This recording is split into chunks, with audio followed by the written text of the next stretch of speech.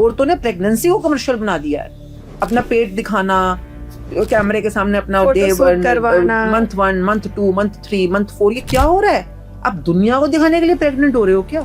उसके बाद छोटे छोटे बच्चे जब पैदा हो जाते हैं, उनके बचपन अभी पैदा हुए हैं, उनके कोई वो अकाउंट बन जाते हैं, उनके वो शूट होने शुरू हो जाते हैं बच्चे के साथ। नहीं, आप कमर्शियल मशीनें पैदा कर रहे हो जो कहते हैं ना घर का निर्वाह करे, जो घर का पूरक बने, तो उसमें मैस्कुलिन क्वालिटीज काफी ज्यादा शार्प होती हैं। देखिए, एक बहुत प्यारी चीज है जो शिवा शंकर जी और पार्वती के थ्रू कई बार हम समझते हैं। तो जो पुरुष महिला शक्ति मतलब फेमिनिन शक्ति के सामने नतमस्तक हो जाए, तो उसमें अंदर कितना पुरुषार्थ है। मतलब आप कहना चाह रहे हैं कि जब पेट में हमारे में जब कोई भी आत्मा पनप रही होती है, तो उस टाइम पे जो हम संस्कार देते हैं उसको, वही उसके बाहर आते हैं निकल के। देखिए, गर्भ संस्कार जब गर्भ में आ गए तो गर्भ संस्कार शुरू हुआ, पर जो आत्मा पीछे से आई वो अपनी रोशनी लेके आई है। आज के डेट में आप देखिए, मोस्टली लोग कहते हैं अरे बच्चा कितना शैतान है। छोटे से बच्चे होते हैं भी, अरे कितनी शैतानी करता है, अरे कितना शैतान है बच्चा। सुना आपने कभी ऐसे? आप सुन रहे हो, क्या बोल रहे हो? मैम, अगर इसे सिंप्लीफाई करें तो जो पेरेंट्स है, मदर और फादर, उन दोनों को जब बच्चा कंसीव हो जाए उसके बाद क्या नहीं करना चाहिए? पहले जमाने में ना, जब माँ कोई लेडी प्रेग्नेंट हो जाती थी, उसके कमरे में ना कृष्णा की फोटो लगी हुई है ना, ऐसे शंकर जी भोले भोले फेसेस, प्यारे प्यारे फेसेस की फोटोज होती, और ऐसे देवीय रूपों की। बिल्कुल। क्यों? क्योंकि हर समय वो जो देख रहे हो वो आपके अंदर संस्कार जा रहे हो। और जैसे अगर वो शादीशुदा ही है तो उसकी सास का, और भी घर में बहुत सारे लोग होते हैं, उनका क्या फर्ज होना चाहिए इस टाइम पर? कि आजकल का जो जमाना है, आप तो भेड़ बकरियां पैदा कर रहे हो, ये बच्चे थोड़ी ना पैदा कर रहे हो।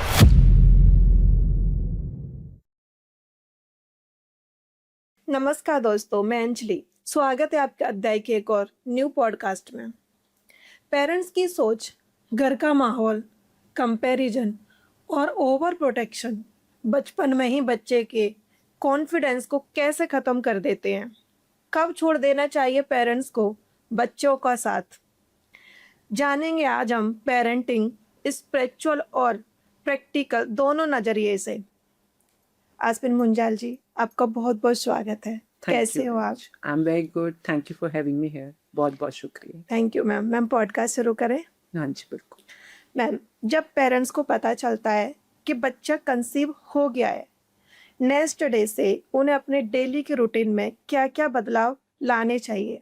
देखिए, जब हम प्रेगनेंसी की बात करते हैं, बच्चा या किसी एक नए जीवन का आपके शरीर में आने की बात करते हैं, तो सबसे पहली चीज तो ये कि आप जरिया बने हैं एक जान के, एक प्राण के इस धरती पे आगमन के लिए। तो ये भी एक बहुत बड़ा, आपको एक कहते हैं ना, धरोहर है, उपहार है जो प्रकृति ने आपको दिया है। एक पिता के वीर्य के थ्रू एक माता के गर्भ में जब बच्चे का आगमन होता है, बच्चे की मतलब उस समय तो बच्चा नहीं है, उस समय तो सिर्फ एक आत्मा है, आत्मा का आगमन हुआ है। तो सबसे पहले तो इस बात के लिए शुक्राना कि हाँ, हमारे को इस काबिल समझा गया कि हमें क्रिएटर जोन में आ पाए। हर इंसान अपने लिए जीता है, अपने आप के लिए जीता है, अपने आप को जो भी मेंटेन करने के लिए जीता है। पर आप एक नई जान का, एक नए प्राण का, एक नए प्राणी का क्रिएशन कर रहे हैं, और उसमें आप दोनों का बहुत अहम योगदान है। ये अपने आप में एक बहुत ही कहते हैं ना, सुखद अनुभूति है कि आपके अंदर का क्रिएटर, कहते हैं जब माँ गर्भवती होती है, उसके अंदर कई ऐसी क्वालिटीज का आगमन होता है जो पहले नहीं थी। जो भी उसके अंदर धैर्य का, पेशेंस का, ममता का, ये पहले नहीं होती हैं। क्यों? क्योंकि उस जान जो उनके अंदर पनप रही होती है, उसके साथ साथ वो भी बन रही होती हैं, वो भी डेवलप हो रही होती हैं। तो पुराने ज़माने में या शुरू में जब ये शुरू हुआ होगा कि एक मैस्कुलिन और एक फेमिनिन मिलकर आपस में जब रहते हैं, और उनको आपस में जो गुड फीलिंग है या एक दूसरे के लिए जो भी पॉजिटिविटी है, उसके वजह से वो अपना एक निशानी क्रिएट करना चाहते हैं। कहते हैं ना, हमारी प्रेम की निशानी है, प्यार की निशानी है। करेक्ट। तो आप दोनों आपस में इतनी ज्यादा गुड फीलिंग में रहते हो कि उस गुड फीलिंग को आप चिरथार्थ रूप से अपने सामने देखना चाहते हो, प्रकट रूप के अंदर। अभी तो सिर्फ फीलिंग है। करेक्ट। जब वो एक प्राणी बनेगा तो वो एक दिखती चीज होगी, तो वो आपके प्यार की निशानी है, या प्यार का एक स्वरूप है जो सामने दिख रहा है। तो पहली चीज तो ये, आज के जमाने में पिछले काफी टाइम से बच्चा पैदा करना एक मजबूरी समझिए कि समाज की मजबूरी है। समाज ने कहा शादी हो गई, पहले तो शादी करना मजबूरी है। बिल्कुल पहली चीज तो हो यही से जाए। है। बिल्कुल अगर आप समझे तो मतलब एक बच्चा स्कूल में पढ़ रहा है, ये भी एक मजबूरी है। हर बच्चा हर चीज करने के लिए नहीं होता। सचिन तेंदुलकर का ध्येय उद्देश्य क्रिकेट है, कपिल शर्मा का ध्येय उद्देश्य कॉमेडी है, उसे ए आर रहमान का ध्येय उद्देश्य म्यूजिक है। अगर ए आर रहमान स्कूल में मैथ्स के अंदर सिर खपा रहा होता तो आज वो ए आर रहमान नहीं बन पाता। अगर सचिन तेंदुलकर को सिर्फ हिस्ट्री या साइंस के अंदर खपा दिया होता तो आज इतने बड़े क्रिकेटर नहीं बन पाते, है ना। तो पहला तो ये भी मजबूरी है जो पीछे से चल रहा है। परंतु हम यहाँ तक आते हैं, अगर आप वयस्क हो गए हैं, आप एक पुरुष हैं, एक महिला हैं, अपने जीवन के उद्देश्य को प्राप्त करने के लिए आप आगे बढ़ना चाहते हैं, और इस उद्देश्य को प्राप्त करते करते अगर आपको लगता है कि आपको एक पार्टनर की जरूरत है, एक पूरक की जरूरत है। पूरक क्यों? क्योंकि मुझ में बहुत सारे मिसिंग पार्ट हैं, और कहा जाता है कि जोड़ियां स्वर्गों में बनती हैं, अगर आप बिलीव करें उस चीज को, क्योंकि पीछे से ही सारी की सारी स्टोरी हिल गई है। तो जो जोड़ियां बनती हैं जिसमें आप किसी अग्नि को या गुरु ग्रंथ साहब जी को, किसी भी महान एनर्जी को साक्षी मान के, अगर उनकी उनकी मौजूदगी में आपकी जोड़ी बनी है, तो यानी कि उन लोगों ने आपको यस किया है, जो भी वो महान आत्मा या महान शक्ति जो भी है, बिल्कुल यस किया है। अब उसके बाद आपको समझना है कि आप जो दो लोग आपस में मिले हो, दोनों अपनी अपनी जर्नी में कहीं ना कहीं अधूरे हो। अधूरे मतलब मिसिंग पार्ट है। आपके अंदर कुछ ऐसे गुण और अवगुण, जिसको हम कहते हैं 36 गुण है, 36 ऐसे बातचीत होती है कई बार होती है। सनातन में। तो आपके अंदर जब आप पूर्णतः गुण में आ जाओगे तो आप उस परमात्मा के साथ वननेस में आ जाते हो। वो तो जिसको कहते हैं सर्वगुण संपन्न हो गया है बंदा। पर उस पोजीशन तक पहुंचने से पहले आपको पता कैसे चलेगा कि मेरे में मिसिंग पार्ट कौन से हैं, मेरे वो कौन से अवगुण है। अवगुण मतलब अंधेरा है, जहां पे मुझे रोशनी लेकर आनी है। तो आप धरती पे पैदा ही इसलिए होते हो कि अपने उन अंधेरों को ढूंढना और उन जगहों पर अपनी लर्निंग, नॉलेज, प्रैक्टिस के थ्रू रोशनी लेकर आना। और जैसे जैसे आपके वो अंधेरे वाले ब्लॉक्स रोशन होते चले जाते हैं, आपकी रोशनी रोशन होनी शुरू हो जाती है। आप दुनिया में नाम रोशन करने लग जाओगे, आपका नाम, आपका काम रोशनी होने लग जाएगा। धीरे धीरे आप अपना नाम तो रोशन करोगे, अपने पेरेंट्स का, अपने समाज का, अपने देश का नाम रोशन करते करते परमात्मा जो परम नाम है वहां तक आप रोशनी में पहुंचोगे। नाउ अपने आप से अपने अवगुण ढूंढने में कई बार टाइम लग जाता है।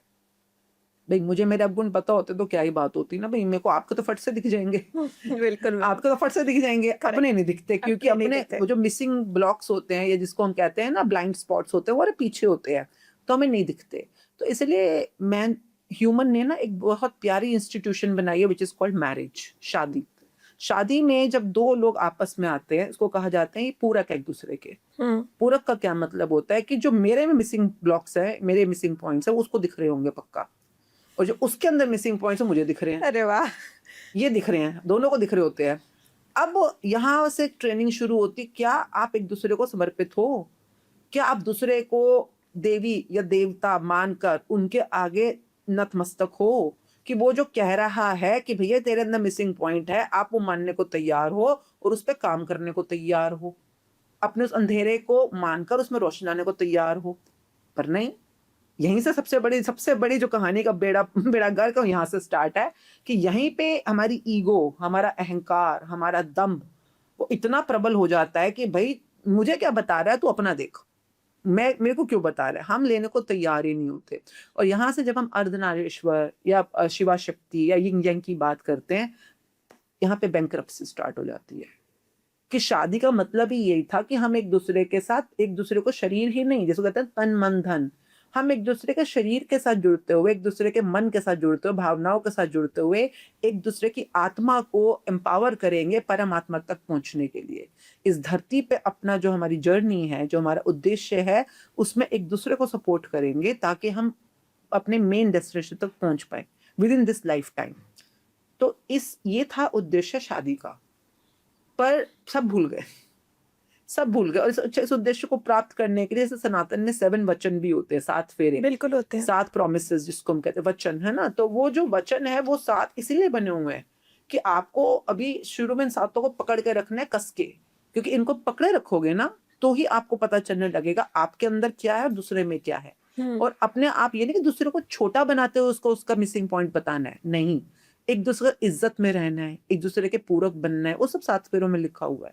आप 7 फेरे फॉलो करते हो ना, तो कहीं ना कहीं अहंकार दम्भ की बजाय एक दूसरे के लिए एक कंप्लीटर, एक दूसरे के लिए एक रिस्पेक्ट, एक ऑनर की भावना आती है कि भाई मेरे लिए तुम देवी समान हो, तुम हो देवी और मैं तुम्हें पूजनीय मानता हूँ।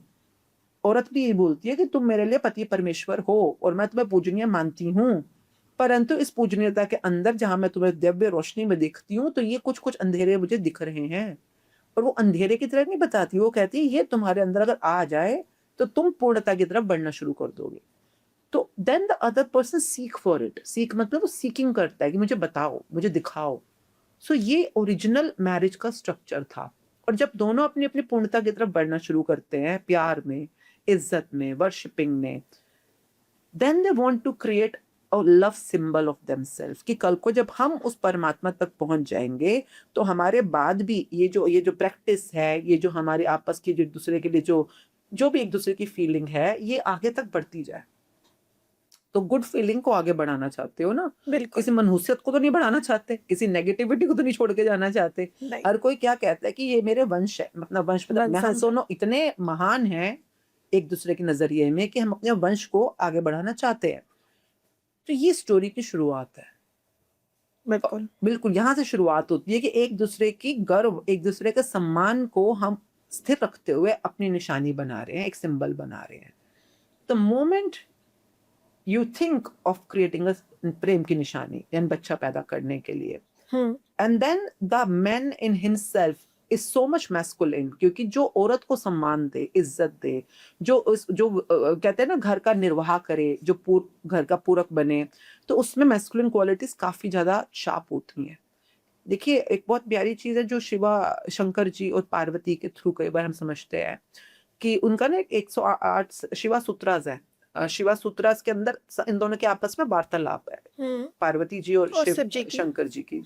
तो उसमें जो बातचीत है, जो तौर तरीका है, वो है कि ओ मेरी प्यारी सुंदरी, ओ मेरी प्यारी देवी। और वो कुछ भी बातचीत करने से पहले, because we used to teach Shiva Shakti earlier, मतलब कैसे आपको प्रणाम करना है, कैसे माथा टेकना है, कैसे दंडवत होना है। तो जो पुरुष महिला की शक्ति, महिला शक्ति मतलब फेमिनिन शक्ति के सामने नतमस्तक हो जाए तो वो उसमें अंदर कितना पुरुषार्थ है, उसके अंदर वो अपने आप में पूर्ण है, तभी उसको झुकने में कोई तकलीफ नहीं है, क्योंकि उसको पता है मैं पूर्ण हूं। कौन ना झुके जिसको कहीं ना कहीं अपने अंदर डेफिशिएंसी है कि भाई कहीं मैं झुक गया तो मैं कम तो नहीं हो जाऊंगा। तो यहां से ही वो मिसबैलेंस स्टार्ट हो जाता है। तो जो पुरुष अपने आप में पूर्ण पुरुषत्व तत्व में है और जो स्त्री अपने स्त्रीत्व में है, स्त्रीत्व किसे कहते हैं? करुणा, दया, ममता, ये सब भावनाएं, जैसे कि जिसको हम कहते हैं कि कृतज्ञता, ये सब कुछ फेमिनिन पावर्स होती हैं। तो वो फेमिनिन के अपने एक्सट्रीम में या पुरुषत्व के एक्सट्रीम में, and then they both come together, and इसके अंदर से मैस्कुलिन पावर उसके फेमिनिन पावर्स की तरफ वीर्य के थ्रू जाती है, उस मिलन के थ्रू या उस नेचुरल प्रोसेस के थ्रू। एंड देन वो जो औरत का वूम्ब है, गर्भाशय है, उसके अंदर जाकर वो जो एक शक्ति है, जीवन ज्योत है, वो पनपना शुरू होती है। वो धड़कन बनी, फिर दिल आया, फिर शरीर आया, फिर दिमाग आया, फिर बाहर आया। बिल्कुल। अब जो 9 महीने हैं, जो काल है 9 महीनों का, अब देखिए 9 प्लैनेट्स है, मोटे मोटे आप समझे तो 9 प्लैनेट्स है, ठीक है। अभी 9 महीने तक बच्चा आपके पेट में है। ये एक नॉर्मल, ये समझिए दैवीय शक्ति, दैवीय उस संगठन का टाइम है। आप अपने पेट में क्या पन पा रहे हो उस समय? आप एक किसी देव को प्रकट करना चाहते हो, देवता को क्योंकि आत्मा तो आ गई है।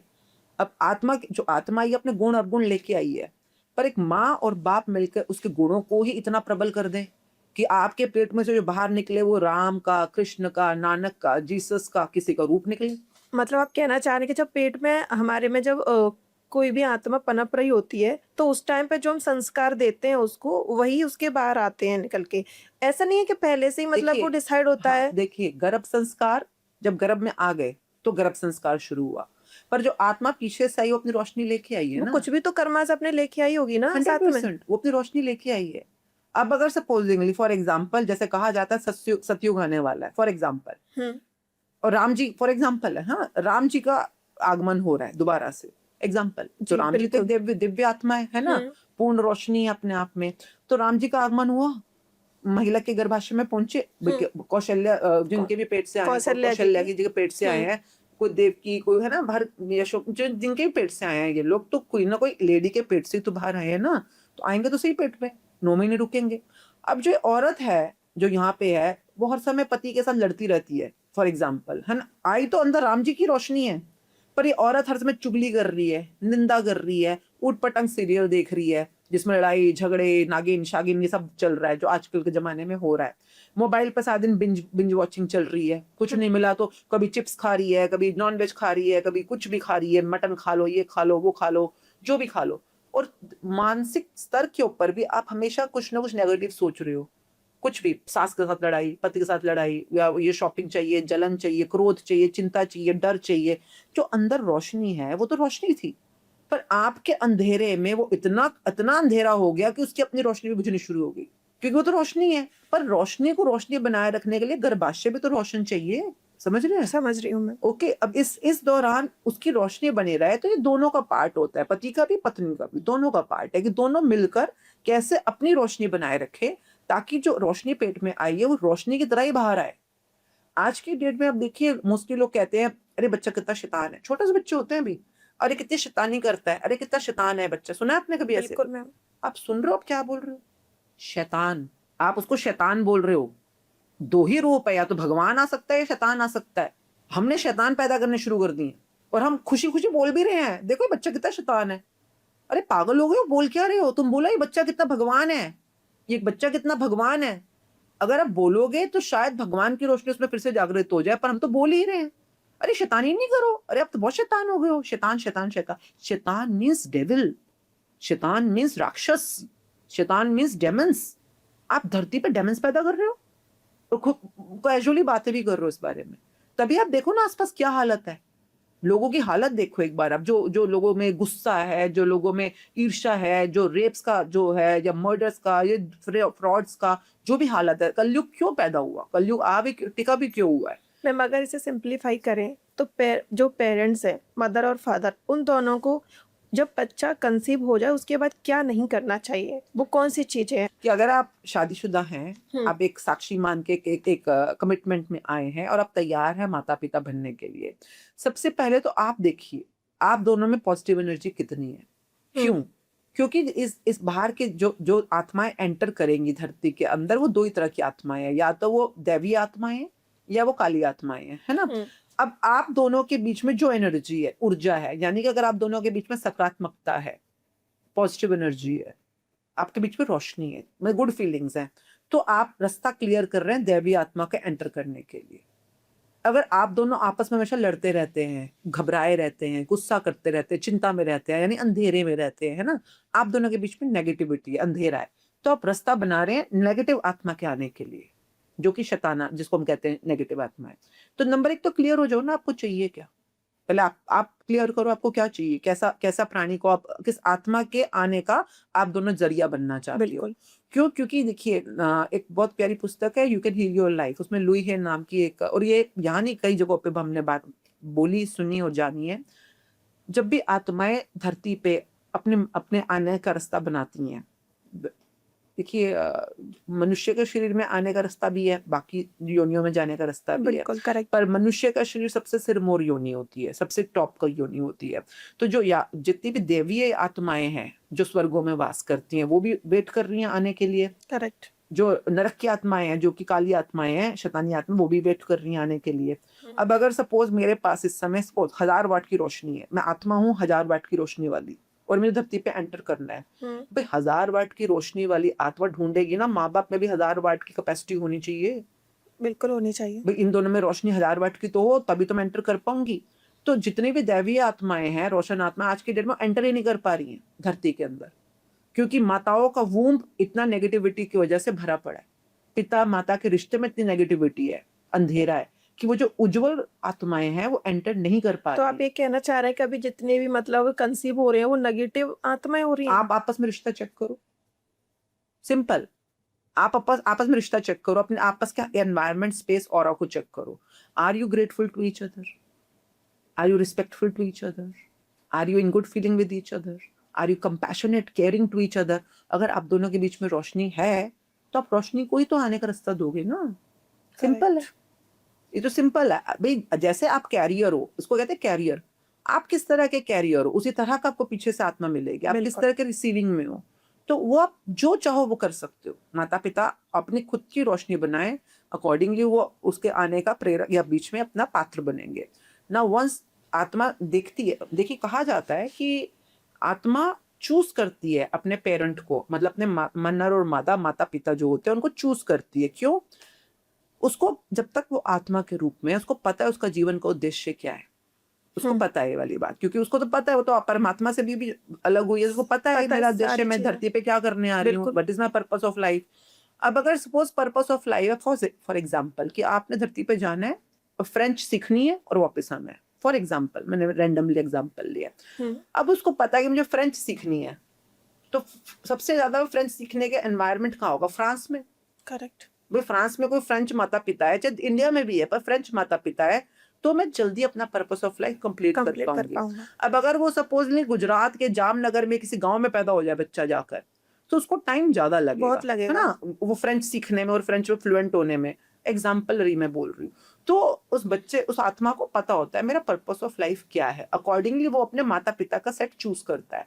उस माता पिता में जो भी गुण है और जो भी अवगुण है, वो उसी तरह के गुण और अवगुण का सेट होता है जो कि इस वाले पर्पस ऑफ लाइफ को आगे बढ़ाने में प्रेरणा या लाभदायक या फॉरवर्डिंग होता है। अगर माता पिता चोर भी है, उचक्के भी हैं, तो इसको कुछ वैसा ही सीखना है यहाँ पे आकर कि भाई इस तरह की कोई ना कोई उद्देश्य होगा जो इसको पूर्ण करना है। अगर माता पिता बहुत समझदार है, बहुत पढ़े लिखे हैं, तो वैसा ही उद्देश्य होगा। अगर माता पिता बहुत गुस्से वाले हैं या बहुत करुणा वाले हैं, तो वैसा ही उद्देश्य होगा। जैसे कि मेरे माता पिता दोनों पुलिस में थे फॉर एग्जाम्पल, और मम्मी का ऐसा नेचर है, पापा का ऐसा नेचर है। अगर मैं पूरी जिंदगी, अब मैं आगे काफी आगे चली जाऊंगी वरना ये चैप्टर सारा इसी के अराउंड हो जाएगा, ठीक है, कि अगर मैं अपने माता पिता को नतमस्तक हूँ, सरेंडर हूँ, ग्रैटिट्यूड में हूँ, तो ही मैं अपने जीवन के उद्देश्य में आगे बढ़ती चली जाऊंगी। क्योंकि उनके अंदर जो अच्छाई या बुराई है, मुझे उसी में से तो सीखना है, वही तो मुझे सिखाएगी। अब मैं सीखने की बजाय उनके तरफ ही उंगली उठा दूं, तो फिर तो मैं अटक जाऊंगी आगे बढ़ने से। बिल्कुल। तो ये ऐसी चीजें जो काफी मनुष्यों को भूल ही चुकी है, पता ही नहीं है, बताना ही बंद हो चुका है पीछे से। Now again coming back to your question, अगर आत्मा आई है, धरती पे आ गई, तो माता पिता को चुना, आई, पेट में आई, क्योंकि उसने देखा कि दोनों में ये पॉजिटिविटी है, नेगेटिव है, तो चेक करके आई है हमेशा। Correct. तो आ गई, वो पिता के वीर्य में आती है, वहां से माता के गर्भ में जाएगी। तो दोनों का अंश है, उसमें पिता का डीएनए भी होता है और माता का भी अंश होता है, दोनों होता है। अब मम्मी के पेट में आ गई, अब वहां पे 9 महीने तक पनपेगी। इस समय जो आपने बोला गर्भ संस्कार, जो वो आई है वो तो आई है, 50-50 मान लो, 50% पॉजिटिव, 50% नेगेटिव। नेगेटिव, ठीक है, लेके अब चलते हैं। मम्मी का, माँ का और बाप का ध्येय या फर्ज होना चाहिए कि हमने इसको दैवीय तरफ लेके जाना है, यानी पॉजिटिव डिवाइन की तरफ लेके जाना है। पहले जमाने में ना, जब माँ, कोई लेडी प्रेग्नेंट हो जाती थी, उसके कमरे में ना कृष्णा की फोटो लगी हुई है ना, ऐसे शंकर जी भोले भोले फेसेस, प्यारे प्यारे फेसेस की फोटोज होती थी, और ऐसे देवीय रूपों की। बिल्कुल। क्यों? क्योंकि हर समय वो जो देख रहे हो वो आपके अंदर संस्कार जा रहे, जो आप खा रहे हो वो अंदर जा रहे, है ना, जो आप जो सुन रहे हो जा रहे। लोग कीर्तन सुनते थे सुबह अमृत वेले में उठ के, गुरुद्वारे मंदिर जाके, या कहा जाता था कि जैसे आप प्रेग्नेंट हो तो सुबह उठ के जपजी साहब का पाठ करो, या इस तरह की बातें कही जाती थी। क्यों? क्योंकि आपने तो सुना ही होगा ना, जब द्रौपदी गर्भवती थी, पेट में अभिमन्यु थे, तो जो अर्जुन जी उनको बता रहे हैं चक्रव्यूह का रास्ता, तो सब बच्चा सुन तो रहा है। बिल्कुल, बस उन्होंने वही नहीं सीख पाया कि उसमें निकलना कैसे, तब तक वो सो गई थी। पता तो चल गया ना कि जो सुन रहे हो अंदर जा रहा है ना। तो जो आप देख रहे हो, सुन रहे हो, चख रहे हो, जो भी खा रहे हो आप, जो भी सूंघ रहे हो, जो भी छू रहे हो, हर चीज जो आपकी ज्ञान इंद्रिय है वो आपके माइंड को जो फीड कर रही है, सब अंदर जा रहा है। मतलब हम कह सकते हैं कि जो भी 9 महीने में पेरेंट्स करते हैं वो बच्चा वही डाउनलोड कर रहा होता है। 100% बच्चे को बाहरी दुनिया और अंदरूनी उस आत्मिक दुनिया का आप कनेक्टिव हो इस समय, क्योंकि आप बाहर देख रहे हो, सुन रहे हो, सब कुछ है, बच्चा तो अंदर है, पर आप ही उसको सब कुछ अंदर डाउनलोड दे रहे हो। तो आप क्या डाउनलोड देना चाहते हो? करेक्ट। चॉइस आपकी है। बिल्कुल। मतलब आप कल को कुछ भी कह सकते हो। देखिए, कुछ 50% संस्कार तो पीछे से लेके आया बच्चा, पर 50% आप दोनों की देन है। आपके जो हाथ में उन्हें तो आप इम्प्रूव कर ही सकते हो। आप दोनों की देन है, जो भी आप करना चाहो। अब जैसे कि अगर कोई कॉन्शियस हो कि प्रेग्नेंट है लेडी, तो पति को पता है कि इस समय इसको भावनात्मक तौर पे थोड़ा मेरा ज्यादा जरूरत है, मानसिक, भावनात्मक, इवन शारीरिक तौर पे भी, मतलब कि इसको मेरी जरूरत होगी क्योंकि एक बच्चा पनप रहा है ना पेट के अंदर। तो जैसे कभी कभी कोई हेल्प कर देना, घर के काम काज में हेल्प कर देना, उसको जो पसंद है वैसा खिला देना, ले आना, ये छोटी छोटी चीजें होती हैं जो उसको अंदर से सपोर्ट करती हैं एक लेडी को, और उसको लगता है yes I am cared, I am बिल्कुल। नर्चर्ड। ये जो उसका फीलिंग है, I am cared, I am nurtured, ये बच्चे को जा रहा है। I am cared, I am wanted, I am nurtured. बिल्कुल। कई बार आप देखेंगे ऐसे लोग पैदा होते हैं, बाहर आते हैं और बड़े भी हो रहे होते हैं, उनको लगता है मैं दुनिया में I am good for nothing, मैं तो किसी काम का ही नहीं हूँ, मैं तो अकेला हूँ। मतलब उनको कोई कुछ कह नहीं रहा, पर उनको अंदर से आवाजें आ रही होती हैं कि मैं किसी काम का नहीं हूँ, I am not wanted here, I don't belong here. क्यों आ रही है अंदर से आवाजें? क्योंकि कहीं ना कहीं जब वो गर्भ में थे, उनकी माँ का ये एक्सपीरियंस था अपने बारे में कि nobody take care of me, मेरी तो जरूरत ही नहीं है, मैं तो यहाँ पे मशीन हूँ। जो वो सोच रही है, जो फील कर रही है, वो अंदर जा तो रहा है। फिर बच्चा बाहर आया, 50% अंदर से लेके आया, बाहर आके 50% दुनिया से लेता है, फिर वो जो भी समझता है। और एक बच्चा जो कि परमात्मा कहते हैं ना, परमात्मा का रूप है, भगवान का अंश है, जो भी हम बोलते हैं, वो कितना स्पेशल पावर्स के साथ होता हुआ भी एक अदना सी स्ट्रगलिंग जिंदगी जी रहा होता है। मैम इसमें मेरे 2 क्वेश्चंस हैं। एक तो ये, जैसे आपने पेरेंट्स में पिता का रोल बताया कि उसको कितनी केयर करनी चाहिए। इस माहौल में जो घर के लोग होते हैं, जैसे अगर वो शादीशुदा ही है, जब हम इसमें एग्जाम्पल में बात कर रहे हैं, तो उसकी सास का, और भी घर में बहुत सारे लोग होते हैं, उनका क्या फ़र्ज़ होना चाहिए इस टाइम पे? देखिए आजकल का जो जमाना है, आप तो भेड़ बकरियां पैदा कर रहे हो, ये बच्चे थोड़ी ना पैदा कर रहे हो आप। ये जो कर रहे हो, ये कोई प्यार की निशानी थोड़ी ना है, ये तो समाज की मजबूरी की निशानी है। मजबूरी की निशानी है, करेक्ट बोला। मतलब शादी तक मजबूरी की निशानी है। ये जो अभी हो रहा है, प्लीज इसमें आप उस वाले जो ओरिजिनल फॉर्मेशन थी उसको तो कहीं पे कंपेयर करने की जरूरत भी नहीं है, क्योंकि वो ओरिजिनल फॉर्मेशन तो ये था कि हम दोनों शादी भी क्यों कर रहे हैं, एक दूसरे के साथ इज्जत में, प्यार के, एक नए परिणय बंधन बोला जाता था उसको, परिणय सूत्र बोला जाता था। हम उसके अंदर आपस में अपनी इच्छा से एक दूसरे की इज्जत के साथ आ रहे हैं। फिर हम जब बच्चा भी पैदा कर रहे हैं तो हमारे प्रेम की निशानी है। Now saying that that's the original format जिसको हमने फॉलो करना था। अब शादी भी जो भी लालच में, स्वार्थ में, मजबूरी में, जो भी दुनियादारी के अंदर शादी हुई, चलो अब संभल जाओ, अब टाइम तो है। तुम दोनों एक हो ना, अब संभल जाओ। उसके बाद बच्चा भी ये कि दुनिया कब कर रहे हो, क्यों नहीं कर रहे, करो, एक करो, दो करो, लड़का करो, लड़की करो, जो भी प्रेशर होता है सोसाइटी का। इस प्रेशर सोसाइटी के अंदर आप समझिए ना, आप दुनिया में ना जाने कितने भार और कितने मजबूरियों को ढो रहे हो इस समय, ना जाने किसको। आप एंजॉय कर रहे हो अपनी प्रेगनेंसी को। आज के डेट में अभी अभी फिलहाल की बात करते हैं, जो ये online Instagram, Facebook, YouTube, I don't know क्या क्या चल रहा है। Pregnancy has become a commercial thing right now. औरतों ने प्रेगनेंसी को कमर्शियल बना दिया है। अपना पेट दिखाना, कैमरे के सामने अपना डे, फोटोशूट करवाना। मंथ 1, मंथ 2, मंथ 3, मंथ 4, ये क्या हो रहा है? आप दुनिया को दिखाने के लिए प्रेग्नेंट हो रहे हो क्या? उसके बाद छोटे छोटे बच्चे जब पैदा हो जाते हैं, उनके बचपन अभी पैदा हुए हैं, उनके कोई वो अकाउंट बन जाते हैं, उनके वो शूट होने शुरू हो जाते हैं बच्चे के साथ। नहीं, आप कमर्शियल मशीनें पैदा कर रहे हो। ऐसा नहीं करना चाहिए। नहीं, ऐसा करना है या नहीं करना मुझे नहीं पता, पर आपका आपका इंटेंशन क्या है? आपका एक्चुअली में यहाँ पर कॉन्टेक्स्ट, यहाँ पर जो आपका मतलब जिसको हम कहते हैं ना कि आपका मेन रीजन क्या है उस बच्चे को पैदा करने के लिए, संदर्भ क्या है? संदर्भ ही मिसिंग है। प्रेग्नेंट होना फैशन हो गया है, बच्चा पैदा करना एक अपने फॉलोअर्स को बढ़ाने का या अपने रील पे व्यूअर्स बढ़ाने का फैशन हो गया। तो आज के जमाने की तो हम बात ही नहीं कर रहे हैं। ये जो हो रहा है ये नहीं है वो, यहाँ ये गर्भ संस्कार है ना, या माता पिता होने का वो जो औचित्य था, वो जो एक जो भी ओरिजिनल फैक्टर्स थे, वो नहीं है। तो अभी तो ना जाने गाड़ी किस तरफ मुड़ चुकी है और कितने दूर तक जा चुकी है। इसको वापस लाने के लिए I think the new generation, हम ये बात करें कि करना क्या है। बिल्कुल मैम। आप ये मत सोचिए कि माता अभी पति ऐसे हैं, पत्नियां ऐसी हैं। आप शादीशुदा हो गए हो, आप पहले जमाने में कहा जाता है हमारे परिवार की इज्जत है, कहा जाता था ऐसे, है ना। पहले आप माँ बाप की इज्जत का क्या मतलब होता है कि आप जो भी कर रहे हो, जैसा भी कर रहे हो, उस परिवार की इज्जत, उसकी डिग्निटी में आप कंट्रीब्यूट कर रहे हो। और एक लड़की जो करती है वो डबल ट्रिपल कंट्रीब्यूट करती है। क्यों? क्योंकि उसके पास फेमिनिन पावर्स होती हैं, तो वो डबल ट्रिपल कंट्रीब्यूट कर सकती है। लड़के भी करते हैं पर लड़कियां ज्यादा कर सकती हैं, कुछ कुछ चीजों में हमारा कंट्रीब्यूशन हैवी हो रहा है। फिर आपकी शादी होती है तो आप अपने इन लॉस के घर आते हो, पति के घर आते हो, तो कहा जाता है अब आप इस परिवार की इज्जत हो। या मतलब क्या हुआ, इज्जत समझिए, इज्जत किसे कहते हैं? इज्जत कहा जाता है उस डिग्निटी को, उस रिस्पेक्ट को। हर एक औरत अपनी औरत का सबसे बड़ा बहुमूल्य उसके पास क्या चीज है? उसकी इज्जत। इज्जत। सब कुछ हो, पैसे हो, कपड़े हो, जेवर हो, बंगला हो, गाड़ी हो, इज्जत ना हो तो वो औरत किसी काम की नहीं।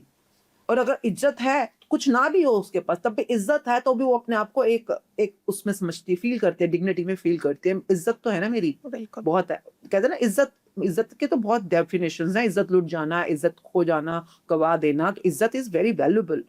तो महिला और इज्जत, ये दोनों चीजें पहले समझनी जो पड़ेगी कि ये चीज क्या है, ये इज्जत किसे कह रहे हो आप।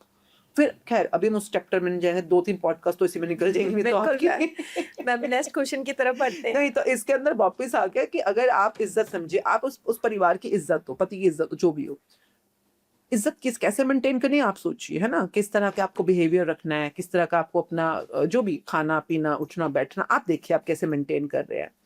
अगर आपको लगता है शराबे पी के आप इज्जत बढ़ा रही हैं अपनी, सिगरेट पी के आप अपनी इज्जत बढ़ा रही हैं, अगर आप एक पुरुष को अगर आप सच में चैलेंज करो, या पुरुषों जितना आपको कहते हैं ना कई बार इक्वालिटी चाहिए, वो इक्वालिटी सिगरेट पीने से नहीं आएगी, वो इक्वालिटी शराबे पीने से नहीं आएगी, वो आपके सेरेब्रल इक्वालिटी है, वो आपकी अचीवमेंट की इक्वालिटी है, वो आपकी कंट्रीब्यूशन की इक्वालिटी है, अगर आप समझे तो आप एक माँ हो, और घर आपको पवित्र रखना, साफ रखना आपके ही हित में है। आपको याद किया जाएगा कि आपका बच्चा है, आप obviously you will be proud of जो आपने आपने अपने अपने अंदर जो भी अपने मेंटेन किया, अपने प्रियोरिटी को मेंटेन किया। आपके सेक्सुअल पार्टनर्स कितने हैं, आपका शराब सिगरेट कितना है, हुक्का वगैरह जो भी है, आपकी बॉडी को, आपके रोम रोम को, आपके सेल सेल को या पॉजिटिव या नेगेटिव प्रभावित कर रहा है। तो आप देखिए पहले कैसे करना है काम ना। मैम जब बच्चा पैदा हो जाता है, हमने पूरा जो 9 महीने का जो प्रोसीजर होता है, जो संस्कार होते हैं, सबकी बात कर ली। अब हम एग्जाम्पल लेके चलते हैं, बच्चा पैदा हो गया, उसके बाद उसका नामकरण होता है, उस पर बात करते हैं। तो एक नाम बच्चे की पूरी लाइफ का वाइब्रेशन कैसे तय करता है? देखिए आजकल तो नाम कोई भी रख रहा है, इंटरनेट से निकाल लो, ऐसे निकाल लो, वो में ना पहले जमाने में क्या होता था, पूरी प्रोसेस से देखते हैं ना, आपकी शादी के वक्त भी कई बार नाम चेंज हो जाता है, कई बार ऐसा होता है महिला का, या नाम चेंज होता है, सरनेम तो चेंज हो ही रहा है। क्यों हो रहा है? देखिए आप अपने आप को सरेंडर कर रहे हो, एक कमिटमेंट में ला रहे हो। उस समय जो भी वहां पर जो भी पवित्र ग्रंथ होते हैं, या जो भी भागवत गीता है, गुरु ग्रंथ साहब जी है, उसमें से अगर आप चाहो तो अपना नाम का अक्षर लेकर, जैसे मेरा नाम पहले दीपिका था शादी से पहले, अब मेरा नाम जब मेरी शादी हुई तो अक्षर निकला, तो उस आश्विन नाम रखा गया मेरा। अब अगर मैं समझूं कि मैं एक नए जीवन में एंटर कर रही हूँ, एक नए स्पेस ऑरा में एंटर कर रही हूँ, और इस नए स्पेस ऑरा के अंदर ये वर्ड, ये शब्द मेरे को और ज्यादा फॉरवर्डिंग लेके जाएगा। पिछले जीवन अच्छा है, वो नाम अच्छे हैं, पर अगर मैं स्पीड में आगे बढ़ना चाहती हूँ इस पर्टिकुलर जर्नी के अंदर, तो ये नाम मेरे को और ज्यादा, नाम समझिए क्या होता है, सिक्खी में तो नाम ही सब कुछ है।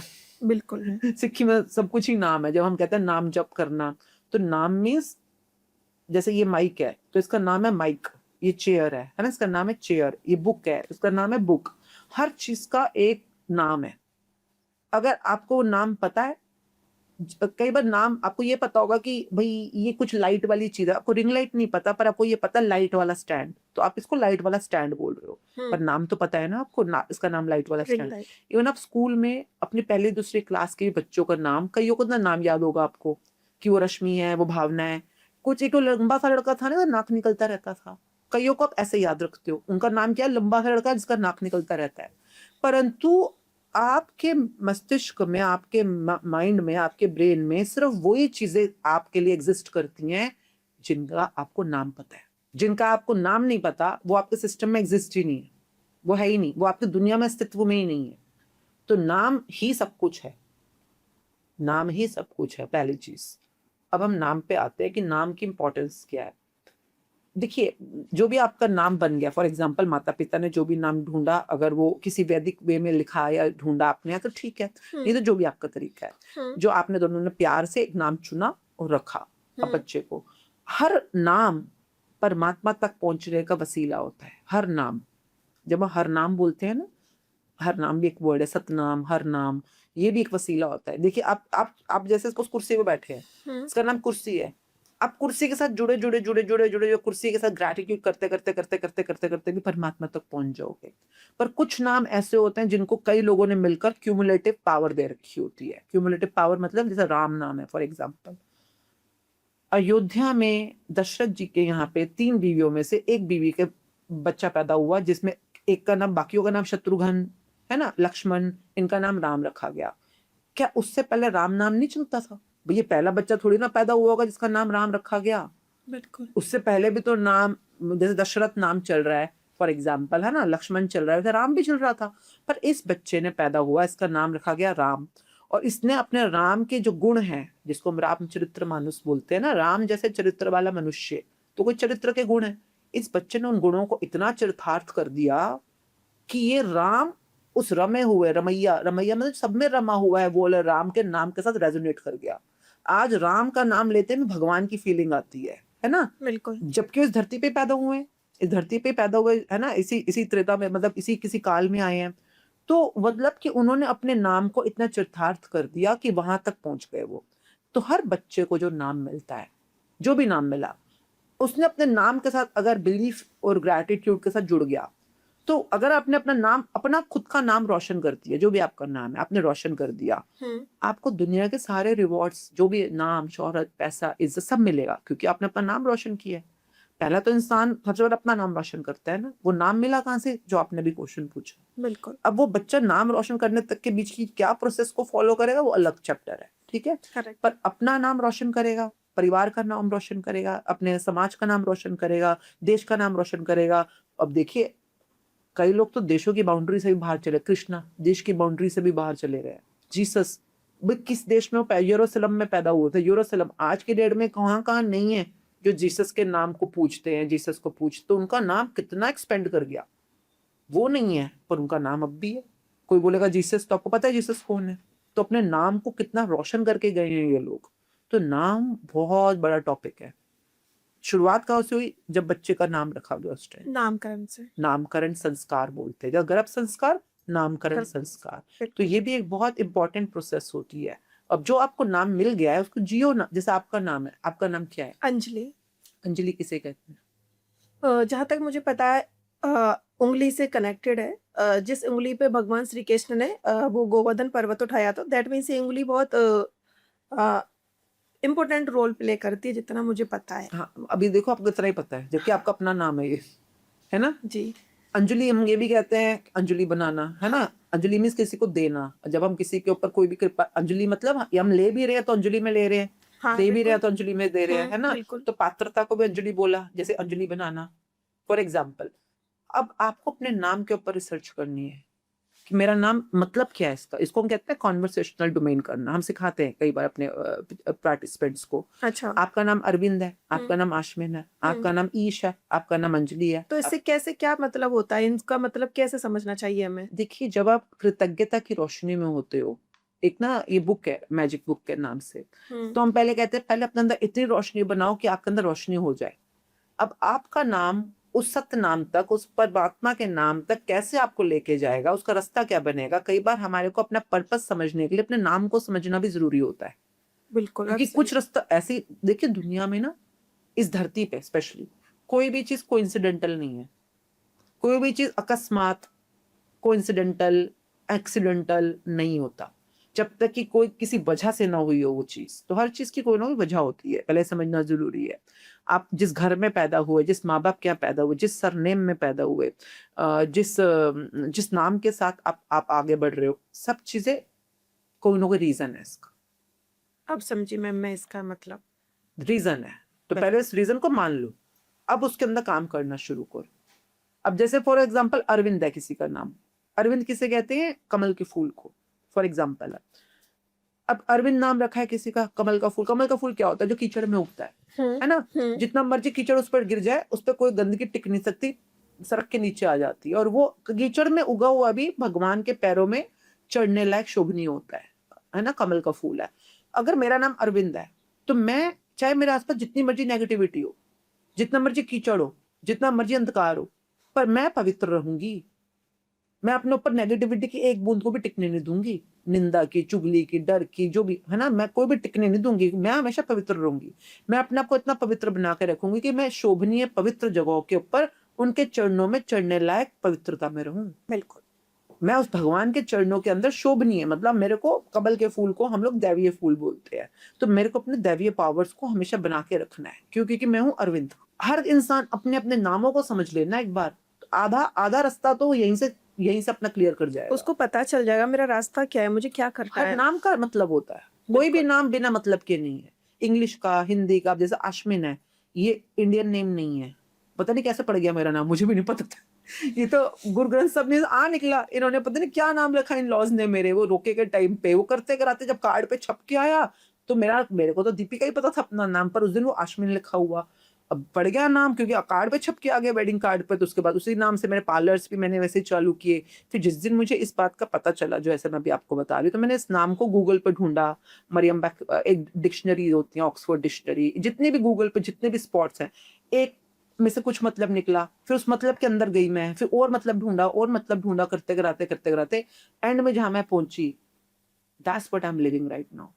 क्या दैट्स मतलब हु है आई आपके एम। इस आप नाम ढूंढो। का? अच्छा ठीक है मैम, हम ढूंढ लेंगे। नेक्स्ट क्वेश्चन हर किसी का अपना अपना अपनी अपनी खोज है, और ओके जिसने खोजा उसने पा लिया। मैम, जब बच्चा 1 साल से ऊपर की साइड जाता है, मतलब 1 से 4 साल का लेके हम चल रहे हैं, बच्चा भी हमारा है, इस टाइम पे हमें उसकी फिजिकल केयर पे ध्यान देना चाहिए या फिर उसके सबकॉन्शियस माइंड पे ध्यान देना चाहिए? देखिए, अगर आप ओरिजिनल आंसर पूछोगे तो माता पिता का काम है 14 साल तक के लिए, 14, उसके आगे का भी मैं बात नहीं, 14 साल तक बच्चे की 3 फैक्टर्स होते हैं: body, mind, soul. Body, mind, soul. Okay. उसका शरीर है, उसका दिमाग है, उसकी आत्मा है। आपने उस बच्चे को पूरी तरह से सराउंडिंगली हेल्प करनी है, सपोर्ट करना है कि इन तीनों क्षेत्रों में आगे बढ़े। बॉडी में कैसे आगे बढ़ रहा है, जो आपने खाना पीना बोला, वर्जिश करना, खाना पीना, ये सब कुछ उसके फिजिकल हेल्थ में। फिजिकल है।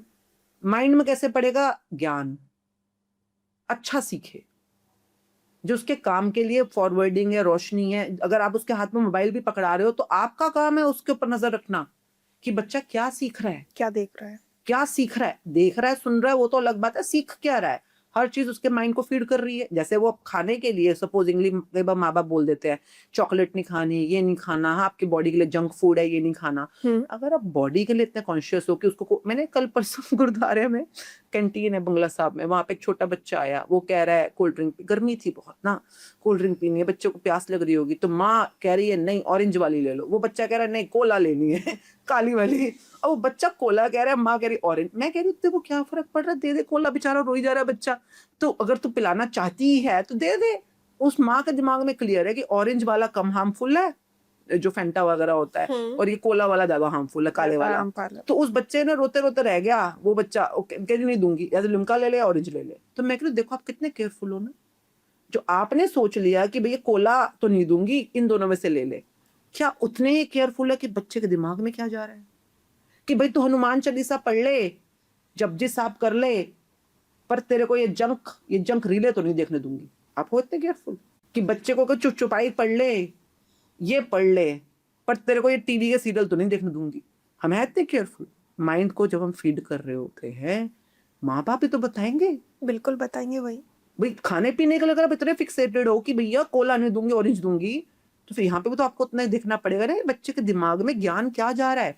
देखिए ज्ञान, जो दिमाग है वो ज्ञान से ही बन रहा है ना, जो बच्चा बुद्धि बना रहा है अपना, तो फीडिंग इंटेलिजेंस से हो रही है, बाहरी दुनिया से इंटेलिजेंस ले रहा है इस समय वो। अब अगर सपोज आप ही घर में एक दूसरे को गाली दे रहे हो या एक दूसरे के साथ बुरा बिहेव कर रहे हो, तो बच्चों को फीड हो रहा है। माँ बाप जो कर रहे हैं उससे भी तो वो सीख रहा है, कैसे बोल रहे हैं उससे भी तो सीख रहा है। अगर माँ बाप झूठ बोल रहे हैं, झूठ बोलने का मतलब बच्चे के सामने हम झूठ बोल देते हैं बहुत बार, है ना, क्या कि घर में कुछ है पर बच्चों को बोल दो मम्मी नहीं है घर पे, पापा नहीं है घर पे, ऐसे बोल देना। तो बच्चे को आपको सिखाना नहीं पड़ा, वो सीख गया, वो उसको सीख गया, उसको ज्ञान आ गया झूठ कैसे बोलना है। तो ये सब चीजें 14 साल तक आपका धर्म है कि उस बच्चे के आसपास एनवायरनमेंट जो आप बना के रख रहे हो, घर का, स्कूल का, जहाँ पे वो सीख रहा है। पुराने जमाने में ना इसीलिए गुरुकुल होते थे, और बच्चे को छोटी उम्र में गुरुकुल भेज देते, 14 साल तक उसके दिमाग में सिर्फ सद्बुद्धि जाए। जो उसके लिए काम का ज्ञान है। जैसे वहां पे चाहे पढ़ाई लिखाई करो, शस्त्र विद्या सीख रहे हो, आप संगीत विद्या सीख रहे हो, कई लोग रसायन विद्या सीखते थे, जैसे कि क्या जो कोई बढ़ई बन रहा है, कोई कारपेंटर बन रहा है, कोई ज्वेलर बन रहा है, हर तरह की विद्याएं होती थी गुरुकुल में ना। और बच्चे को बेसिक विद्या तो सारी दे रहे हैं, उसके बाद उसको वोकेशनल स्टडीज में भी वहीं पे ट्रेंड कर रहे हैं। भाई कोई बच्चा शस्त्रों में बहुत अच्छा है, कोई बुद्धि में बहुत अच्छा है, उसको फिर पढ़ाई लिखाई में आगे भेज दो। हर किसका अपना अपना, कोई लोग जैसे शूद्र होते थे वो लोग फिजिकल कामों में बहुत अच्छे होते हैं, जो हाथों पैरों के काम होते हैं, जो है ना थोड़ी मेहनत वाले काम होते हैं। तो पुराने कुछ लोग जैसे वाणिज्य के अंदर, वाणिज्य मतलब कि बिजनेस, जितने वैश्य होते थे, बिल्कुल। तो बिजनेस ट्रेडिंग वगैरह में कई लोग बहुत अच्छे होते हैं। तो ये सब बातें पहले से डिसाइडेड हो जाती थी कि बच्चों को किस तरफ ट्रेन करके भेजना है। ये नहीं जो आज हो रहा है, ये आप बच्चों को किस तरह की ड्रिंकिंग दे रहे हो। आप बोलो मजबूरी है, घर है, ये है, वो है, फिर आप बच्चों को जो पैदा कर रहे हो आपने, फिर ठीक तरह से संदर्भ क्लियर नहीं है ना आपका, किस तरह पैदा। नहीं तो अगर जिस एनवायरनमेंट में आप रह रहे हो, स्कूल्स को चूज करना, टीचर्स को चूज करना, घर पे पढ़ाई लिखाई अभी भी है। बहुत सारे लोग मैंने देखे हैं बच्चों के साथ बहुत पर्टिकुलर है, उनके टाइम को कैसे स्ट्रक्चर करना है, क्या कब कहाँ जाना है। ओवरलोडिंग नहीं करना, पर बच्चे को स्ट्रक्चर के अंदर बना के तो रखो ना। जैसे कि शाम को गुरुद्वारे ले जाओ, मंदिर ले जाओ, वहां पे ले जाके कुछ सेवा भाव से उसको काम करवाओ। सेवा क्यों? अब हम बात कर रहे हैं ना सिर्फ शरीर की फीडिंग, ना सिर्फ दिमाग की फीडिंग, आत्मा की फीडिंग। आत्मा की। जैसे कि शरीर को भोजन चाहिए, आत्मा को भजन चाहिए। जब हम कहते हैं ना भज गोविंदा भज गोपाला, जप नाम जप, जपना भजना, ये सेम होता है, सब कुछ सेम है। अगर बच्चे को आप लेके जाते हो और वहां पे जाके, ये नहीं कि आप ही चुगलियों में लगे हुए हो, आप ही आंटियों के साथ गॉसिप्स कर रहे हो, वो नहीं। आप भी वहां बैठ के चुपचाप कोई चौपाई का पाठ कर लो, या है ना अब कुछ तो पढ़ोगे ना वहां पे जाके, हनुमान चालीसा पढ़ लो। आप पढ़ रहे हो जय हनुमान ज्ञान गुण सागर, जय कपीसति हूँ लोक उजागर, है ना, आप पढ़ रहे हो, बच्चा सुन रहा है, वो सीख रहा है आपसे कि मम्मी पढ़ रही है, पापा पढ़ रहे हैं, और वो सीख रहा है। फिर आप बताओ कि इसका मतलब क्या है, क्यों कह रहे हैं कि भूत पिशाच निकट नहीं आवे, महावीर जब जब नाम नाम सुनावे। सुनावे। तो सुनो ना क्या बोल रहे हैं वो, कि भाई आपको कुछ भी डर लगे बच्चे, कभी भी आपको अंधेरा लगे, डर लगे, कष्ट लगे, कुछ भी हो, तो किसका नाम आपने जपना है। बिल्कुल। ये नाम जपते जपते उस ग्रेटिट्यूड में रहते रहते आप रोशनी में आ जाओगे। ये ज्ञान देना है बच्चे को, ये सिखाना है।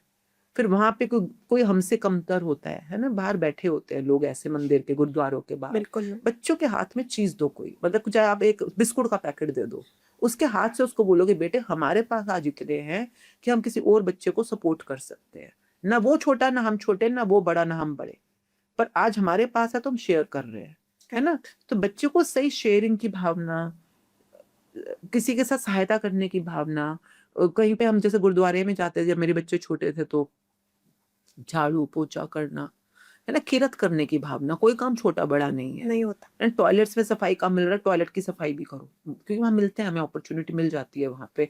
तो बच्चों को ले जाके स्पेशली इन इन चीजों के साथ थोड़ा उनको अवगत कराना, सिखाना, ये आत्मा का भोजन होता है। दिमाग के लिए भी काम करना आत्मा। तो ये आई थिंक 14 साल तक अगर अपने बच्चे को सही तरह की फीडिंग दी है, 14 के बाद वो एटिट्यूड हो जाएगा। ऐसी कौन सी एज या फिर नंबर होता है जिस टाइम पे पेरेंटिंग स्टॉप कर देनी चाहिए और बच्चे को उसके हाल पे छोड़ देना चाहिए?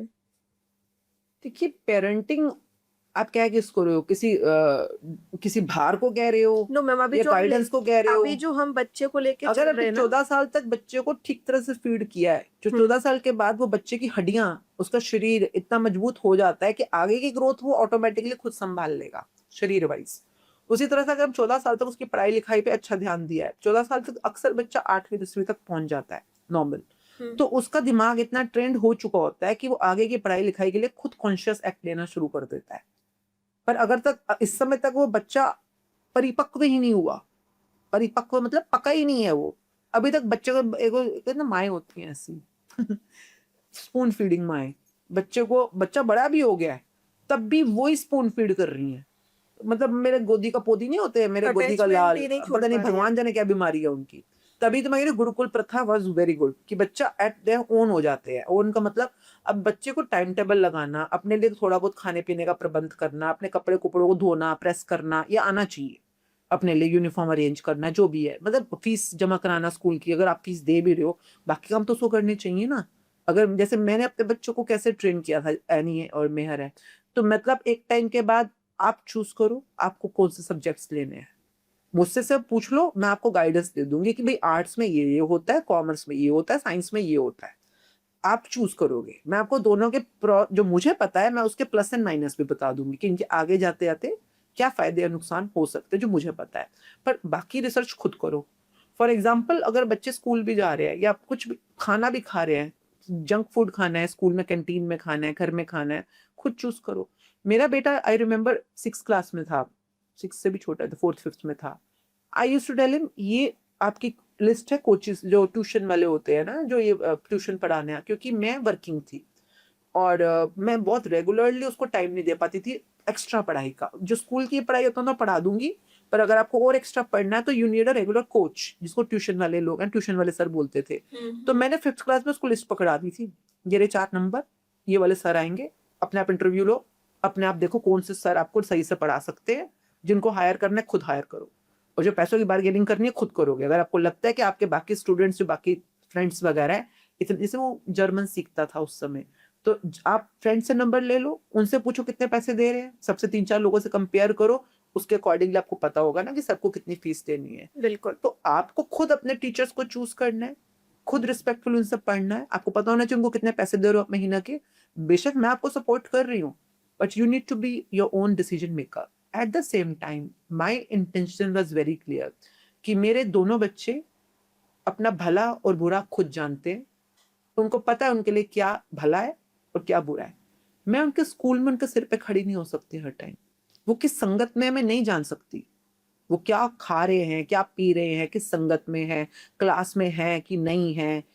उसके बाद घर, इवन मैं तो वर्किंग वूमन थी, चलो मैंने हाउसवाइफ्स के बच्चों को देखा है, कहते कुछ है करते कुछ है, और माओ को बापों को पता भी नहीं होता। आप जितना भी कर लो कि आप माँ बाप का फर्ज निभा रहे हो, I think the best duty और जो सच में माँ बाप का फर्ज है वो है इंटेंशनली यहाँ पर इस चीज के अंदर अपने बिल्कुल संदर्भ को बना के रखना कि मेरा बच्चा बहुत समझदार है, उसको अपना भला और अपना बुरा खुद पता है, और उसको खुद खुद चॉइस करने का पूरी पूरी समझदारी है अगले के पास कि ये मेरे को आगे लाइफ में इज्जत या फॉरवर्डिंग की तरफ लेके जाएगा या मेरे को पीछे की तरफ लेके जाएगा। अगर हम रोज अपने आप को ये बात निश्चय के साथ या किसी मंदिर मस्जिद में जाके भी कभी मांगना हो तो ये मांगो कि मेरा बच्चा अपने भले बुरे के लिए खुद समझदार है। इससे क्या होगा मैम? देखिए, हमें लगता है फॉर एग्जाम्पल मैं मांग रही हूँ कि मेरा बच्चा डॉक्टर बने, डॉक्टर बने, डॉक्टर बने, फॉर एग्जाम्पल, मुझे क्या पता वो पैदा हुआ है कपिल शर्मा बनने के लिए। मैं बोल रही हूँ मेरा बच्चा है क्रिकेटर बने, क्रिकेटर बने, क्रिकेटर बने, मुझे क्या पता वो पैदा हुआ है लता मंगेशकर बनने के लिए। तो मेरा मेरा तो एक ही फर्ज होना चाहिए कि उनको दुआएं दे कि जो उनके लिए भला है, जो उनके लिए बेस्ट है लाइफ में, वो उस तरफ बढ़ जाए। माँ बाप का फर्ज ही यही होता है, उनको ब्लेसिंग्स देना।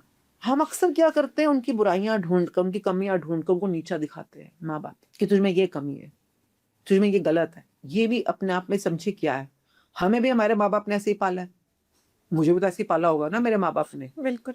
तो we are victims of victims. उनको भी उनके माँ बाप ने ऐसे ही पाला था कि तुम में क्या गलत है, तुम में क्या कमी है, तुम क्या बुरे हो। कभी नहीं बताया कि तुम में क्या अच्छा है, तुम में क्या ऐसा है जिसके लिए तुम अपने आप को वाह वाह कर सकते हो।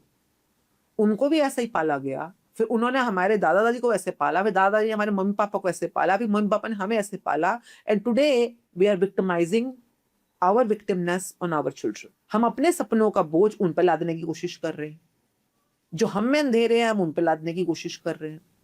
एंड आई वुड से कोई तो उठे इस पूरी के पूरे फ्लो के अंदर, कोई तो इस बारे में समझदारी पकड़े कि भैया उठो जागो, ये क्या कर रहे हो, ये कैसा नेगेटिव फ्लो आगे की तरफ जा रहा है जो जो इस समय चल रहा है पेरेंटल्स के अंदर। सो आई थिंक जो हमारे साथ हमारे माँ बाप ने किया, जो भी किया, पॉजिटिव भी किया नेगेटिव भी किया, दोनों किया, हमें रुकना होगा।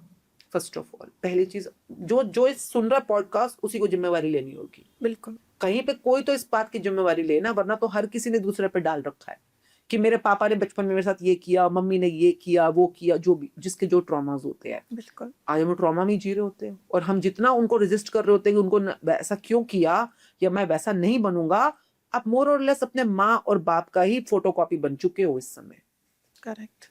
आप वही बन चुके हो और अब वही अपने बच्चों के साथ करना शुरू हो चुके हो। The more you resist more it will persist. तो करना क्या है, क्वेश्चन ये आता है ना। आपने बोला कि कहां तक माँ बाप बनना, आई थिंक माँ बाप माँ बाप बनना आपके लिए प्रेशर है तो आप सोचोगे कहाँ तक बनना है। अगर आपके लिए वो एक ओहदा है, इज्जत है, एक अपने आप में कहते हैं ना, जो अपने आप में वाव फैक्टर है कि मैं फादर हूँ, मैं मदर हूँ, आपको सिर्फ ब्लेसिंग्स देनी है, उनको दुआओं में याद रखना है अपने, बस। बाकी तो बच्चे अपनी आत्मा अपनी जर्नी में आई है, वो तो वो जर्नी अपने आप चलेगी उसकी आगे। तो आपने बस हाँ, जहां जहां पे आपको लगे कि आपको कुछ एडवाइस देने की जरूरत है, दे दो। Otherwise if you can make them equipped eight their own and you always, जैसे इस बुक में एक बहुत प्यारी चीज है, रिलेशनशिप के चैप्टर आता है, चैप्टर 3, फोटो को सामने रखो। जैसे आपको 2 बच्चे हैं, उनको डायरेक्ट नहीं बोलना कुछ भी। जब भी आपके जो मैनिफेस्टेशन की दुनिया में, ग्रेटिट्यूड की दुनिया में हम क्या करते हैं, एनर्जीज पे काम करते हैं। वो बच्चा अगर आज की डेट में बहुत शैतानी, या कई बार हो जाते हैं बच्चे नेगेटिव, आप जितना मर्जी बोल के देख लो, कोई फर्क नहीं पड़ेगा। दंड दे के देख लो, या नहीं तो वहां कुछ ना कहीं से उसका बस्ट आउट होगा। बिल्कुल, कुछ नहीं फर्क पड़ने वाला। आप करके देख लो, टीचर्स कर लो, पेरेंट्स कर लो, जो भी कर लो, उसका फ्लो अगर नेगेटिव की तरफ जा रहा है, आपको उसको बाहरी तौर पे आप टर्न अराउंड नहीं कर पाओगे, पर आप अंदरूनी तौर पे, इंटरनल तौर पे उसकी एनर्जीज को डाइवर्ट कर सकते हो। और ये माँ और बाप सबसे पहले कर सकते हैं। करना क्या होता है, चैप्टर 3 पढ़ो उस बुक का, द मैजिक बुक का, उसमें मैजिकल रिलेशनशिप नाम से चैप्टर है। जिस भी एरिया में आप रिलेशनशिप में पॉजिटिविटी लाना चाहते हो, फॉर एग्जाम्पल बेटा है आपका, तो आपने बेटे की फोटो ली, सामने रखी। अब कोई, अभी तो चलो बहुत नेगेटिव होगा जो भी कर रहा होगा, पर कभी तो वो पॉजिटिव था, कभी तो कुछ अच्छी बात की होगी उसने। बचपन का सोचो, कहीं का भी सोचो, तो उस चीज को जैसे सोचा कि हाँ बचपन में हम दोनों कितना हंसते थे, वो मेरे को घुमाने लेके जाता था, उसकी वजह से हम चिल्ड्रन पार्क जाते थे, अब कितना झूलों पे खेलते थे, कुछ अच्छा याद करो। Remember the good memory, and once you remember it, open your eyes, look at the picture, stay in that memory, the positivity, and now start writing gratitude for that person। बच्चे का, फॉर एग्जाम्पल मेरा बेटा है, तो मैं मेहर के लिए बहुत शुक्रगुजार हूँ कि मुझे अक्सर हंसाता रहता है। मैं मेहर के लिए बहुत शुक्रगुजार हूँ कि बचपन में वो मेरे साथ घूमने जाता था, मूवी देखने जाता था, मेरे लिए पॉपकॉर्न खरीद के अंदर लेकर आता था। मैं मेहर के लिए बहुत शुक्रगुजार हूँ कि अपनी मोस्ट से पढ़ाई लिखाई उसने खुद ही अपनी कंप्लीट करी है, ग्रेजुएशन तक। मैं मेहर के लिए बहुत शुक्रगुजार हूँ क्योंकि वो अपने कपड़े, यूनिफॉर्म, टाइम टेबल का खुद ध्यान रख लेता था। मैं मेहर के लिए बहुत शुक्र, ऐसे ऐसे लिखते चले जाओ। आप अपने अंदर की एनर्जी को बस शिफ्ट करो उस इंसान के लिए, उस बच्चे के लिए पॉजिटिव कर दो। कुछ ही दिनों में आप हैरान हो जाओगे बाहर उसके रवैये में कितना कमाल का चमत्कार आना शुरू हो जाता है। आप हैरान हो जाओगे। बिल्कुल। एक तो जो आपके आगे का फ्लो जा रहा है, इसको थोड़ा साफ करो। पर कई बार आपके आगे का फ्लो आप साफ क्यों नहीं कर पाते, क्योंकि आप पीछे से जो फ्लो आ रहा है वही पीछे से प्रदूषण से भरा पड़ा है। मतलब कि अगर एक गंगा जी है, हम हरिद्वार में खड़े हैं और पीछे से कूड़ा आ रहा है, और हम हरिद्वार में सफाई करी जा रहे हैं, कितनी भी सफाई कर लोगे फिर भी कूड़ा आगे जाएगा ही जाएगा, कितनी भी कर लोगे सफाई, है ना। तो अगर आप आगे के फ्लो को साफ करना चाहते हो, तो आपको पीछे जाके, गंगा जी कहाँ से निकलती है, गंगोत्री से। गंगोत्री। कूड़ा कहाँ से आ रहा है, गंगोत्री, यानी कि आपके सोर्स रिलेशनशिप से। आपका आपके माता और पिता के साथ जो रिलेशनशिप है, वहां से या तो पवित्रता यानी पॉजिटिविटी फ्लो कर रही है, या नेगेटिविटी फ्लो कर रही है। फॉर एग्जाम्पल ले लेते हैं, अभी ले लेते हैं, आपका बेटा है, बेटी है? मैं, मेरी दोनों बेटी हैं। बेटियां, ठीक है। बेटी के बारे में कोई एक बात बताओ जो आपको थोड़ी नेगेटिव लगती हो, अगर अभी तो बच्चे बड़े बहुत हो। छोटे हैं कोई दोनों। भी, फिर भी इतनी उम्र है। एक की 4 साल है, एक अभी 1.5 साल की वो तो है। बहुत ही छोटे हैं अभी। हाँ, फिर भी 4 साल वाले के लिए कोई ऐसा, कोई आपको कभी लगता हो कि ये वाली चीज थोड़ी थोड़ी सी जिद्दी है। जिद्दी है? हाँ, जिद्दी का मतलब क्या? कि जो चीज उसे चाहिए तो चाहिए, घूमने जाना है तो आज जाना है, कितना भी लेट हो जाए मुझे लेके चलो। हाँ, मतलब कि वो आपकी बात नहीं मानती फिर उस समय, कि बिल्कुल, जो आप कहना मेरे चाहते को ही हो। उसकी बात माननी पड़ती है। हाँ, आपको ही उसकी बात माननी पड़ती है, ठीक है, ये आपने बोला भी। हम्म। ठीक है, इस पे रहना। अब पीछे मुड़ते हैं गंगोत्री की तरफ। हम्म। आपकी मम्मी, हम्म। आपकी मम्मी, उनके बारे में कुछ ऐसी बात बताओ जो थोड़ा आपको लगता है नेगेटिव है। पॉजिटिव भी हो सकती है, इसमें हम नेगेटिव ढूंढेंगे। कंपैरिजन रहता था हम्म। ज्यादातर तो। क्या? बस यही है कि दूसरे बच्चों से कंपैरिजन करना, वो ऐसे कर रहे हैं, आप ऐसे कर रहे हैं, और बाकी चीजें सब ठीक थी। और बताओ, मतलब कंपैरिजन रहना। और तो ऐसा कुछ नहीं है, सारी चीजों में उन्होंने सपोर्ट किया। वो भी थोड़ा ऐसे थी, आपकी तरह ही वर्किंग थी, टाइम नहीं दे पाती थी हम लोगों को, तो थोड़ा हम लोग तीन बहन भाई थे, आपस में लड़ना झगड़ना रहता था, तो इसी बात को लेके कंपैरिजन करती थी, देखो वो कितने शांत रहते हैं, वो लड़ते नहीं है, मिलजुल के रहते हैं, आप भी ऐसे ही रहा करो। तो कंपैरिजन होना नंबर, आपको ये पता अंदर से फीलिंग आती है कि हमें बहुत ज्यादा कंपैरिजन में रखती थी, है ना। अब जो भी पीछे से आपका आ रहा है कि आपको कंपैरिजन में रखती थी, आप अगर आगे की तरफ देखोगे, जो आपकी माता के लिए आपका जो भी एक्सपीरियंस है, पॉजिटिव या नेगेटिव जो भी हो सकता है, आप जब आगे की तरफ देखोगे, आपके जीवन में जितनी भी फेमिनिन होगी, जैसे कि आपकी सास हो सकती है, आपकी बॉस हो सकती है, आपकी जो भी औरतें जो आपके काउंटर पार्ट्स होंगी, कहीं ना कहीं आपको हमेशा लगेगा कि वो उसके साथ जो आपका एक्सपीरियंस है, जो आपने अभी बोला अपनी मम्मी के लिए, वो कहीं ना कहीं प्रकट हो जाता है कई बार। और यह प्रकट आपके बच्चों, आपकी बेटी भी कल को आपको ऐसा लगेगा कि आपको कंपेयर कर रही है किसी और के साथ। अभी नहीं है, अभी तो छोटी है। आपको एक्सपीरियंस आ सकता है कि आपकी बेटी भी कह रही है, वो तो जाने देते हैं, वो तो करते हैं, आप नहीं करते हो, इन कंपैरिजन हो सकता है। क्यों? क्योंकि ये जो प्रवाह आगे जा रहा है ना, ये आप पीछे से रहा है। और जब आगे की तरफ हम शुद्धिकरण करना चाहते हैं, हम आगे की तरफ प्रभाव बिल्कुल प्योर रखना चाहते हैं, तो पहले पीछे मुड़कर पीछे के प्रभाव को भी शुद्ध करना पड़ेगा। तो हम कैसे कर सकते हैं इसे? देखिए, सबसे जो इजी जो और सबसे फास्ट रिजल्टिंग चीज होती है ग्रेटिट्यूड। ग्रेटिट्यूड। आपने सिर्फ अपनी मम्मी की, जैसे बेटी के लिख रहे हैं ना आप अभी, जैसे मैम ने सिखाया, मैंने अपने बेटे के एग्जांपल से सिखाया, उसी तरह से आपको मम्मी अपनी मदर के लिए रोज 10 ग्रेटिट्यूड लिखने होते हैं कि I am very thankful to my mummy. आगे जो भी आप लिखो कि वो वर्किंग थी, फिर भी हमारे लिए खाना पीने का प्रबंध करती थी। मैं अपनी मम्मी के लिए बहुत शुक्रगुजार हूँ कि उन्होंने जब मैं बीमार पड़ी तो मुझे डॉक्टर पे ले गई या दवाई दिलाई, जो भी जो आपके एक्सपीरियंस होंगे। 100 एक्सपीरियंस अगर बुरे हैं तो 10 तो अच्छे जरूर मिल जाएंगे। बहुत अच्छे हैं मैम। है ना? देखिए, जो भी हम हैं आज उन्हीं की, जो भी है उन्हीं की वजह से है। सब तो कुछ 10 तो अच्छे मिल ही जाएंगे। आप उन 10 के ऊपर या 20 के ऊपर या 50 100 जो भी आपको मिले, आप उसको ग्रेटिट्यूड करना शुरू करो। उस तरफ अगर आपने सारी पॉजिटिव पावर भेजनी शुरू कर दी, ग्रेटिट्यूड इज पॉजिटिव पावर, तो पीछे से अपने आप पॉजिटिव पावर का फ्लो आना शुरू हो जाएगा और वही आपके आगे जाएगा। सिर्फ ये नहीं कि आपके बच्चों की तरफ जाएगा, आपके बिजनेस में, आपके जो भी आप काम कर रहे हो, क्योंकि आपका संपर्क दो ही तरह के प्राणियों से होगा, या तो मैस्कुलिन या फेमिनिन। बिल्कुल। तो आपका अपने माता के लिए जो पॉजिटिव एक्सपीरियंस है, वो सब के सब आपकी औरतों के लिए जो एक्सपीरियंस है उसमें पॉजिटिविटी लाएगा। और जब पिता के लिए आपका पॉजिटिव एक्सपीरियंस है, ग्रेटिट्यूड आप जब करना शुरू करोगे, तो जितने भी मेल काउंटर पार्ट है, आपके हस्बैंड, आपके ब्रदर, आपके बॉस, आपके एम्प्लॉयर, जो भी होते हैं, उन सब के अंदर आपको दिखना शुरू हो जाएगा कि ये जो पीछे से मैंने शुद्धिकरण शुरू किया, इन सब के साथ मेरे रिलेशनशिप में कितना पॉजिटिविटी आना शुरू हो गया। वाह मैम, पर्सनली ये चीज मुझे बहुत अच्छी लगी। हाँ, तो आप प्रैक्टिस करो, फिर देखो क्या कमाल के जादू होते हैं लाइफ में। कई बार मैं बोलती हूँ, कई लोग बच्चों के साथ बहुत परेशान होते हैं, मैं कहती हूँ 1 मिनट रुक जाओ, पहले पीछे मुड़ के अपने पापा को क्यों, रुक जाओ, पहले देखो कि आप तो वहीं पे कोई अटक हो। आधी 50% अटक तो वहीं से साफ हो जाती है, पीछे से कूड़ा इतना आ रहा हो। इतना हम देखते ही कहाँ है, सोचता ही नहीं है कोई। आज पता चला कि कूड़ा कहाँ से आ रहा होता है और कहाँ साफ करना होता है। तभी कहती हूँ ना, 33 दिन निकालो, सबको कहती हूँ पढ़ लो एक बार ये बुक, फ्री में हो रही है, अपने आप डाउनलोड करोगे तो भी फ्री है, अगर ग्रुप में हमारे साथ जुड़ोगे तो भी फ्री है। आपको क्या निकालना है? अपने जीवन के लिए 33 दिन निकालने हैं, हर रोज सिर्फ 1 घंटा निकालना है, पर एक बार लग के कर लो। ना जाने कितने ब्लॉकेजेस हैं जिसकी वजह से आपके जीवन में स्वर्गों वाला एक्सपीरियंस आप मिस कर रहे हो, रिश्तों में, सेहत में, पैसों में, करियर में, हर जगह पे इसके अलग अलग चैप्टर्स होते हैं। हर चैप्टर आपको कहीं ना कहीं से वो प्रवाह को पॉजिटिविटी में लाने के लिए कहीं ना कहीं आपको काम करता है। ये सारी डिटेल हम लोग डिस्क्रिप्शन में ऐड कर देंगे, आप वहाँ से मैम की बुक्स या फिर मैम के जो मैम हमारे लेसन। बुक तो रोंडा बर्न की है, मैजिक बुक जो सीक्रेट सीरीज में, हमारा जो है शुक्राना ग्रेटिट्यूड एजुकेशन के नाम से एक ग्रुप बना हुआ है, और हम लोग अपने हर महीने की 1 तारीख को और 15 तारीख को ये बुक स्टार्ट करते हैं।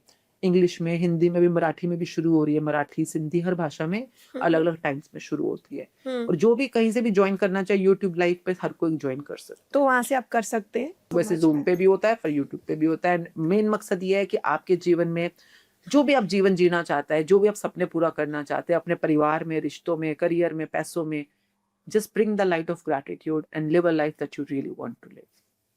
Thank you so much ma'am. आज ये स्पिरिचुअल जो पेरेंटिंग की जर्नी है ना, वो आपने इतने अच्छे से समझाई है, ऑडियंस को भी समझ में आ गई होगी कि हमें कौन कौन सी ऐसी गलतियां हैं जो नहीं करनी चाहिए बिफोर कंसीविंग, आफ्टर कंसीविंग, और जब बच्चा पैदा हो जाता है उसके बाद, और जब बच्चा बड़ा होने लगता है, क्योंकि सारी चीज़ें वो घर से ही सीखता है, जो देखता है वही करता है। तो प्लीज़ ध्यान दीजिए and thank you so much. मिलते हैं नेक्स्ट एपिसोड में।